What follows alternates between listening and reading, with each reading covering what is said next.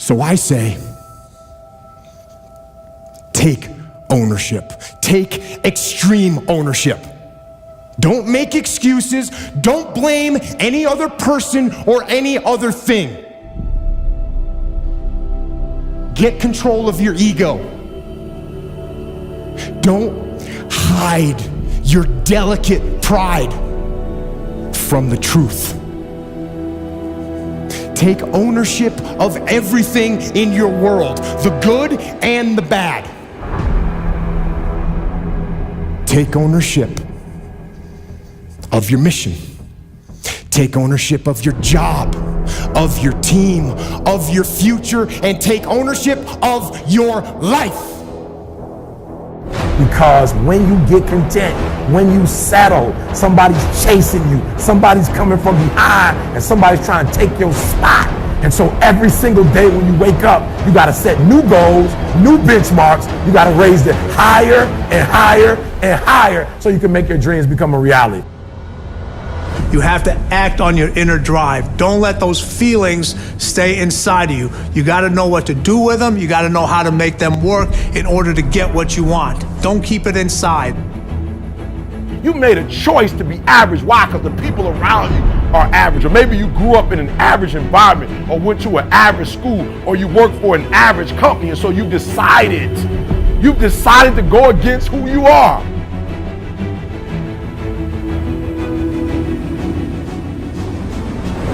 Everything you believe is a choice. If you forget any of that stuff, then you will not be able to make yourself into the person that you want to be. What are your greatest moments? Every single one of them's failure. That's where I got to learn who I was. You don't go by time, you go by the gazelle. I'll say it again. When you are a true hunter, you don't hunt from 8 to 3. Why? Because the gazelle may not be open from 8 to 3. You hunt until you get a gazelle, and you don't stop until you get one. And then you get another, and then you get another, and you get another. That if I want to become the person that I want to become, I am going to pay a price. And to me, the question that we all have to ask is, who do I want to be? What do I want to become? And how high of a price am I willing to pay to get there? And I will pose to you that the people that you most admire, the people that have achieved at a level that you want to achieve, they are no different than you. If you have any mental toughness, any ability, if you have any fraction of self-discipline, the ability to not want to do it, but still do it. It wasn't until I changed that mentality that I became somebody. But if you can get through to doing things that you hate to do, on the other side is greatness.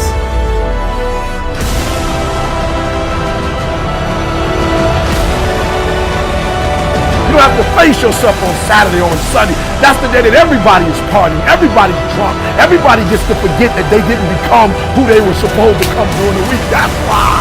I get it now, but I challenge you. That's it. You keep driving. Keep your knees off the ground. Keep driving. Your very best. Your very best. Your very best. Keep moving. That's it. That's it. That's it. Keep going. Don't quit on me. Keep going.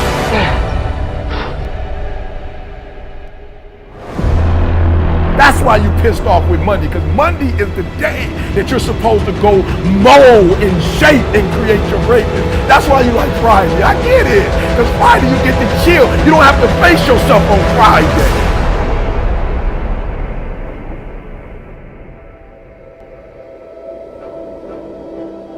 In this lifetime, you don't have to prove nothing to nobody except yourself. And after what you've gone through, if you haven't done that by now, it ain't gonna never happen. If we stay in process, all right, within ourselves, in the joy of the doing, we will never choke at the finish line. Why? Because we aren't thinking of the finish line. The approach is the destination, and we are never finished.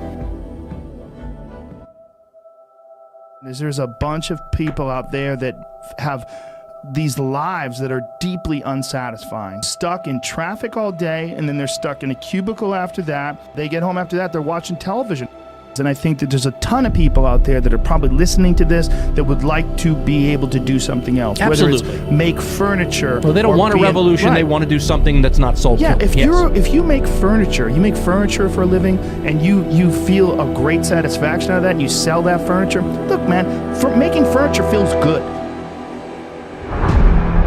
If you don't control your environment, folks, somebody else is going to control your environment. You guys that run teams and run organizations, if you do not control your environment, someone else will control your environment. You are being controlled in your environment right now.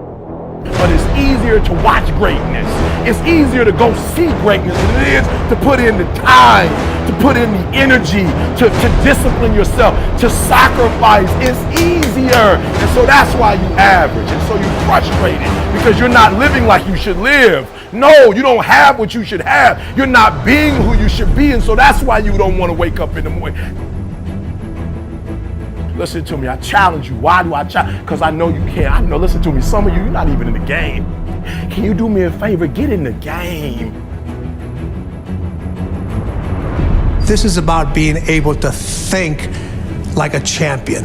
Know what goes on in their heads. Understand how you can relate it to your business and whatever you do to take yourself to the next level. My dreams are first every day, then my wife, then my kids. Most people are very casual about life. They haven't found anything to become intense about. So when you dedicate your life, you don't care anything about the odds. Somebody say when the dream is big enough, the odds don't matter.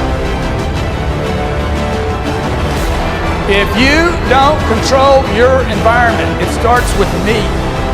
CNBC, CNN, MSNBC, the parents, the kids, the Twitter, the Facebook, the YouTube, the Google, the Snapchats are your environment. Your friends and your relatives, your uncles, your aunts, the garbage dump called planet Earth that you live on. See, when you dedicate your life, you bring on a special power. There's a power in you. Don't try to cut a bargain with life. Life is not Donald Trump. Life will not give you any special deals because you maintain a sense of integrity. There are no deals. There are no deals. You got to do what you do because, not with any ulterior motives, that you're going to get some special benefit or some special treatment in the universe. No, you've got to do what you do because that expresses who you are and for no other reason. Dedicate your life to something. Dedicate your life to a cause larger than yourself. See, if you dedicate your life to a cause larger than yourself, you're not following the crowd.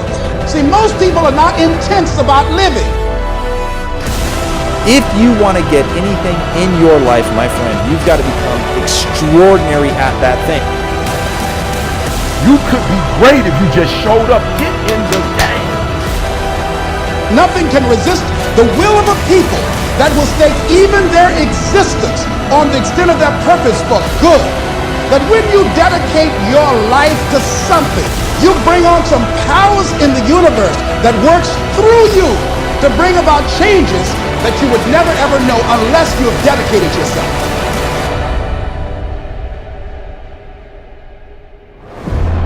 I'm talking about the real you, the indestructible, invincible, perfect essence of who you really are, that can bring a government to its knees, that can change the course of history. Everything comes down to the goals. So set some amazing, incredible, exciting goals, and then start getting better as a leader and grinding it out. And it's all going to come from you've got to set the tone. So at first, you're not going to walk in and make the big proclamations. You can just start talking about what you're going to do for yourself.